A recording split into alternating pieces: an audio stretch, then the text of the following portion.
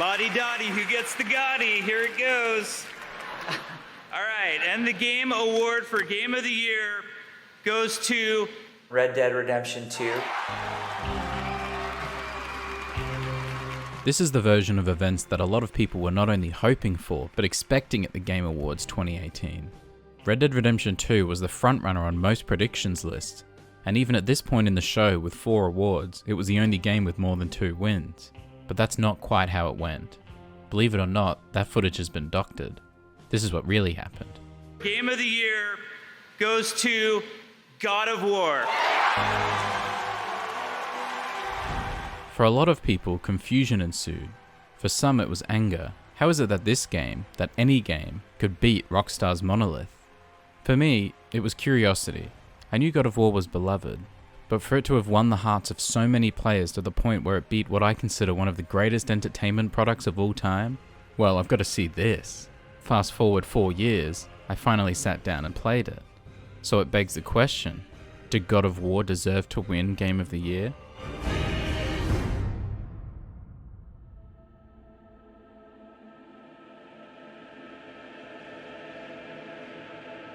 There were a lot of really cool moments in the game's reveal trailer from E3 2016. I mean, even as someone who had never played a God of War game, I loved that Kratos reveal. But gameplay-wise, the main thing that stood out to me was the Leviathan axe. Not only did it look and sound amazing in close combat, but the fact that you could throw it, and better yet call it back to you, was incredible. And the game was faultlessly able to meet the high expectations set by that trailer. Early on, I spent way too much time just throwing the axe and calling it back repeatedly. And even after finishing the game, I still love throwing it into obscure places or gaps in the world, just to see how long it will take to call back. But even when using it properly, it's incredibly effective, enjoyable gameplay, and to focus so much of the early combat around such a fun weapon is a great idea that pays off. Because of course, the Leviathan axe isn't the only weapon you use in the game. The reveal of the Blades of Chaos was lessened in 2 ways for me.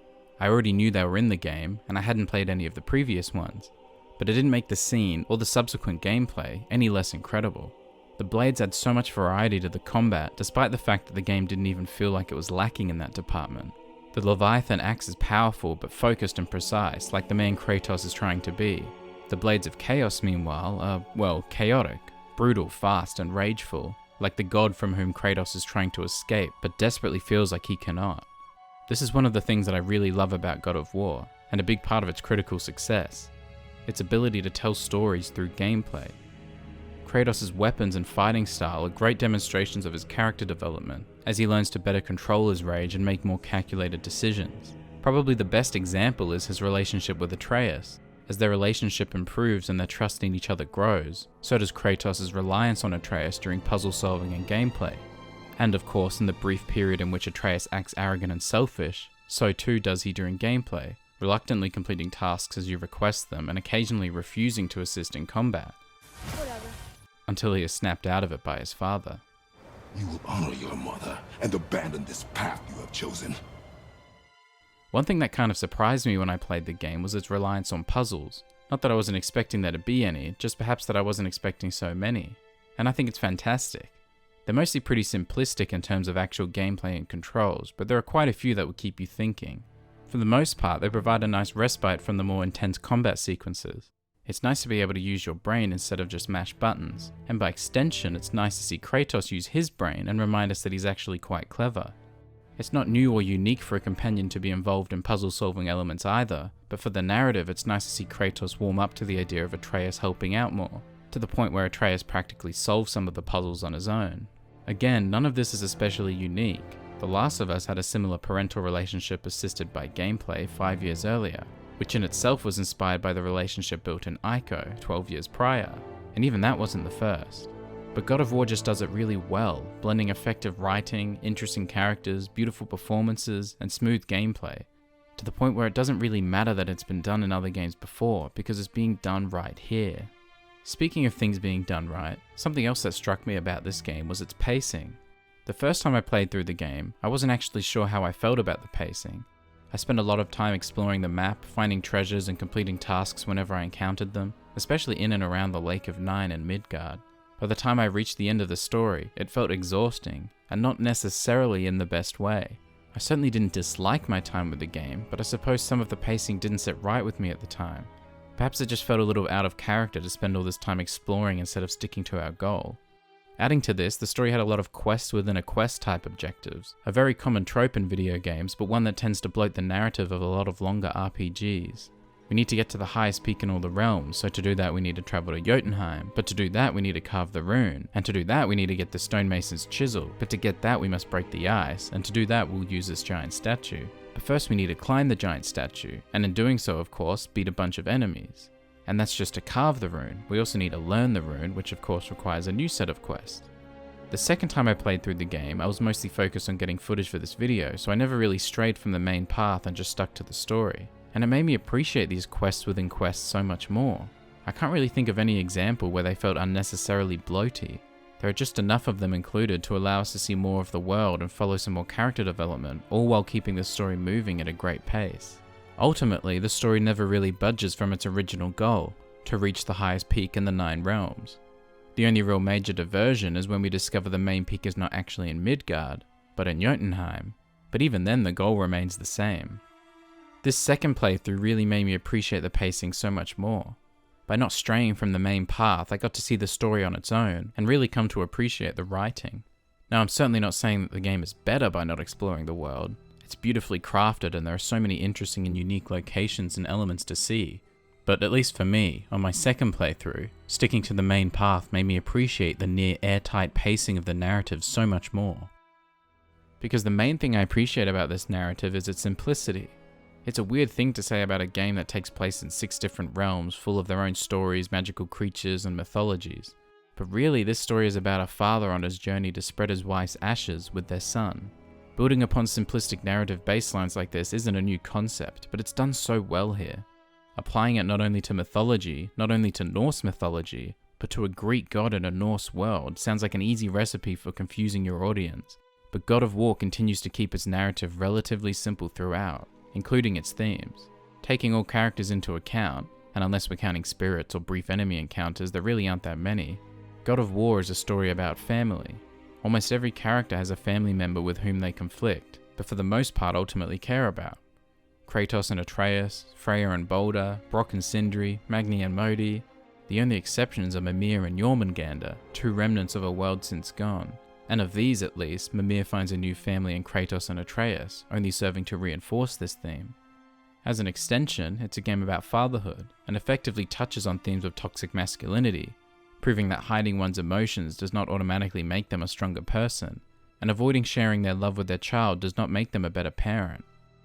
In a similar manner, it looks into themes of loss, particularly with Kratos and Atreus, demonstrating that people grieve differently, and that's okay.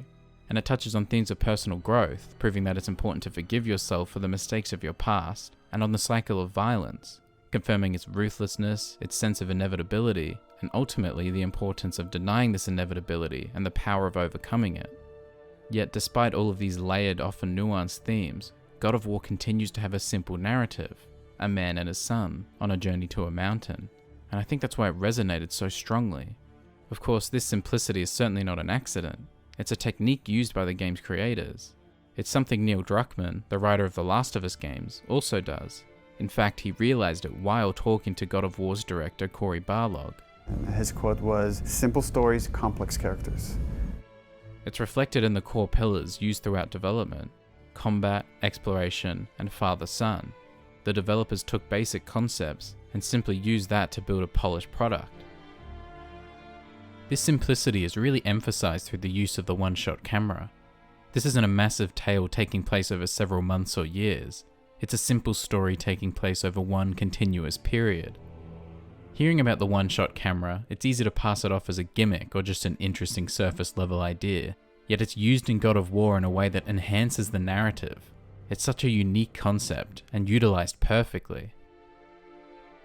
God of War is so polished in every way. The gameplay, combat, story, characters, performances, open world and exploration, graphics and art design, and things I haven't even mentioned that deserve their own videos like the music and sound design.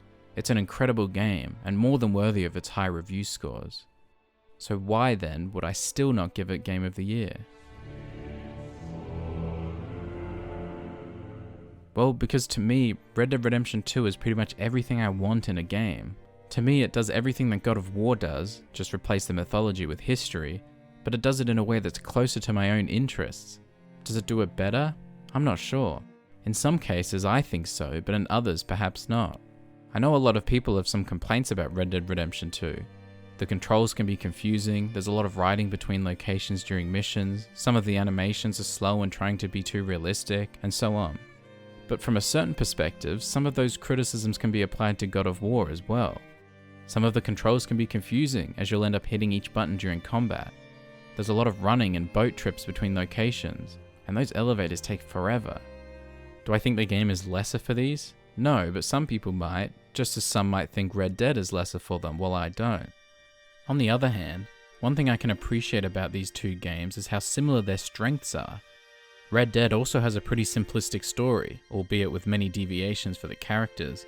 It also has nuanced themes about family, fatherhood, grief, personal growth, and the cycle of violence. And it touches on toxic masculinity, and shows that, like God of War, it's okay to share your emotions. And for what it's worth, both of these games are among the best looking, best animated, and best performed video games, not just of their console generations, but of all time. What this really comes down to, and I know I've said a lot of obvious things in this video, but this might take the cake, is a matter of opinion. The more entertainment I've consumed throughout my life, the more I've realized my attachment to realistic, grounded stories. My favorite movies, my favorite television shows, my favorite books. Some are especially quiet, and some have more bombastic moments here and there, but I think the real defining factor is how grounded they are. The same, it seems, applies to video games. Not all realistic, but grounded in some way. Don't get me wrong, I love science fiction and fantasy, and I'll almost always watch a new superhero movie or play a superhero game. But in terms of what really speaks to me, what really inspires me to be creative, it's realistic, grounded stories. So the fact that God of War not only kept me around until the end of the story, but kept me hooked enough to get the Platinum Trophy, play through it a second and third time, and then play through the sequel, and get the Platinum Trophy in that as well, says a lot about how good it is. It sparked a genuine interest in Norse mythology that I never really thought I'd have outside of a passing intrigue. It's made me want to follow these characters further and further, and hear every word that they have to say throughout any journey that they may take. So did God of War deserve to win Game of the Year?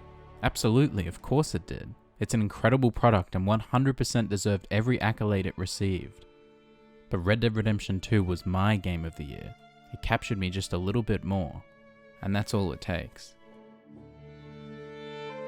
An important thing to keep in mind with the Game Awards is that it's not the only video game award show. Far from it, actually. There are plenty of different sites that track Game of the Year winners, and the numbers vary depending on which you use. But according to one particular site, there were more than 500 Game of the Year awards given in 2018. And almost 35% went to Red Dead Redemption 2, the highest percentage for a runner-up in the last 20 years.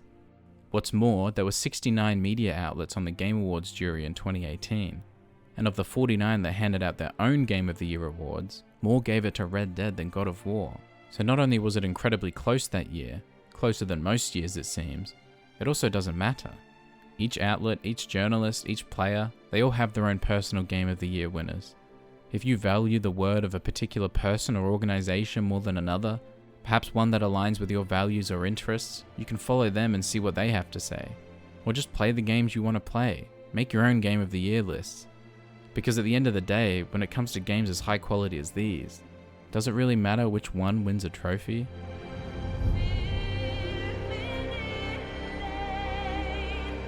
Yes, that's why I'm submitting Rockstar Table Tennis for Game of the Year 2023.